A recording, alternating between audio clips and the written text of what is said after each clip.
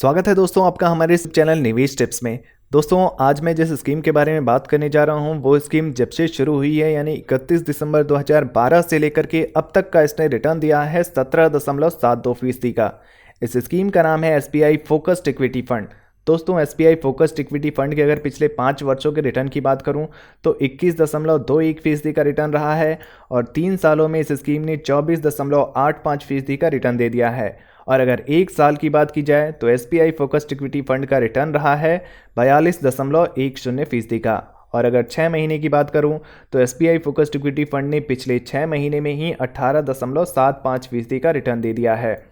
दोस्तों आज के इस वीडियो में हम ये समझने का प्रयास करेंगे कि अगर हम 6,000 रुपये मंथली इनकम पाना चाहते हैं तो हमें कितने रुपए इस फंड में डालने होंगे और हमें कितने सालों बाद हमें इस फंड से कितने रुपए बन सकते हैं। लेकिन इससे पहले हमें कंपनी की कुछ बेहद महत्वपूर्ण डिटेल्स जाननी जरूरी है। दोस्तों SBI फोकस्ड इक्विटी फंड के अगर NAV प्राइस की बात की जाए तो 267.14 रुपये का NAV प्राइस चल रहा है। अगर आप SIP के जरिए निवेश करते हैं तो मिनिमम आपको 500 रुपये से शुरुआत करनी होगी। मैक्सिमम की यहाँ पे कोई भी सीमा नहीं होती है। और अगर आप एक साथ पैसे डालना चाहते हैं इस फंड में तो मिनिमम 5,000 रुपये से आपको शुरुआत करनी होगी। मैक्सिमम की इसमें भी कोई सीमा नहीं होती है। आप कितने भी पैसे एक साथ इस फंड में डाल सकते हैं। SBI फोकस्ड इक्विटी फंड के अगर फंड साइज की बात करूं तो 23,092.87 करोड़ रुपए का फंड साइज है। अगर हम कंपनी वाइज होल्डिंग्स को देखें तो भारतीय Airtel limited, Muthoot finance limited, Netflix INC limited, HDFC bank limited जैसी कंपनियां हैं इसकी होल्डिंग्स में।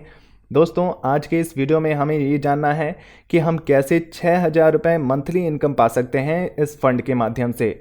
इसके लिए हमें कम से कम जो राशि लगानी होगी वो 5 लाख रुपए इन्वेस्ट करने होंगे इस फंड में और विड्रॉल पर मंथ जो होगा वो हमारा लक्ष्य है 6,000 रुपये पाने का। तो 6,000 रुपये हमारा विड्रॉल पर मंथ हो सकता है। और एक्सपेक्टेड रिटर्न रेट की बात की जाए दोस्तों तो इस फंड का ऑल टाइम रिटर्न रेट 17% से भी ज़्यादा है। यहाँ पर हम 17% लेकर चल सकते हैं। All time return rate, expected return rate लेकर चल सकते हैं 17%। और टाइम पीरियड की बात की जाए तो अगर हम 5 सालों तक लगातार 6,000 रुपये हर महीने इस फंड से निकालते रहते हैं, 5 लाख का हमारा टोटल इन्वेस्टमेंट अमाउंट हो जाता है। टोटल विड्रॉल अमाउंट जो होगा वो 3,60,000 का हो जाएगा 5 सालों में। और फाइनल जो वैल्यू होगी हमारी फंड की वो 5,52,951 रुपये हो जाएगी। 10 सालों की अगर बात करूं दोस्तों, अगर हमने 10 सालों तक हर महीने 6,000 रुपये फिक्स इनकम करते रहे इस फंड से और 5 लाख रुपए हमारा टोटल इन्वेस्टमेंट अमाउंट है तो 6,000 रुपये फिक्स इनकम करते हुए 10 सालों में हमारा जो टोटल विड्रॉल अमाउंट होगा वो 7,20,000 का होगा और हमारी फाइनल वैल्यू होगी 6,69,045 रुपये। दोस्तों 15 सालों की बात करें अगर तो 15 सालों में अगर हर महीने 6,000 रुपये निकाल रहे हैं तो 15 सालों में जो टोटल हमारा विड्रॉल अमाउंट होगा वो 10,80,000 का होगा। फाइनल वैल्यू होगी हमारी 9,23,573 रुपये।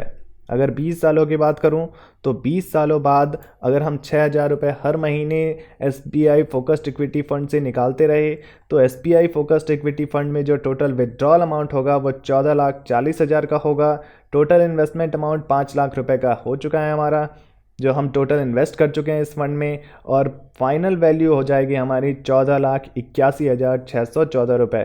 दोस्तों अगर 25 सालों की बात कर लूँ, 25 सालों तक लगातार हम 6,000 रुपये इस फंड से निकालते रहे, 5 लाख हमारा टोटल इन्वेस्टमेंट अमाउंट है और टोटल जो हमारा विड्रॉल अमाउंट उसके बाद होगा वो 18 लाख का होगा और हमारी फाइनल वैल्यू जो होगी वो होगी 27,05,090 रुपये की। दोस्तों अब 30 सालों की बात कर लेते हैं।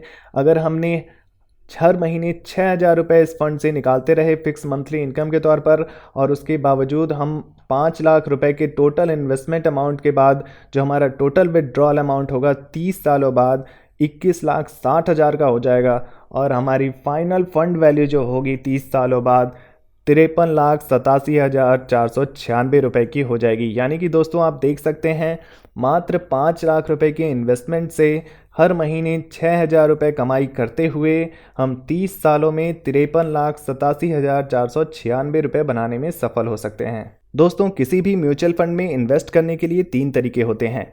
पहला तरीका होता है आप उसकी ऑफिशियल वेबसाइट पर जाकर आप वो म्यूचुअल फंड ले सकते हैं। दूसरा तरीका ये होता है कि आप ब्रोकर के जरिए वो फंड खरीद सकते हैं। और तीसरा तरीका ये होता है कि आप जरोदा या ग्रो के थ्रू इन्वेस्ट कर सकते हैं। जरोदा और ग्रो के थ्रू अगर आप इन्वेस्ट करना चाहते हैं तो इसमें आपको कोई भी टैक्स नहीं देना होगा, ब्रोकरेज टैक्स नहीं देना होगा, और उसके लिए हमने आपको लिंक डिस्क्रिप्शन में दे दिया है। तो दोस्तों, SBI फोकस्ड इक्विटी फंड से जुड़ी ये जानकारी कैसी लगी कमेंट बॉक्स में जरूर लिखिए। वीडियो से जुड़ा कोई प्रश्न है तो आप पूछ सकते हैं, और ऐसे ही नए नए इन्वेस्टमेंट ऑप्शन के लिए हमारे चैनल को सब्सक्राइब करना ना भूलें। धन्यवाद।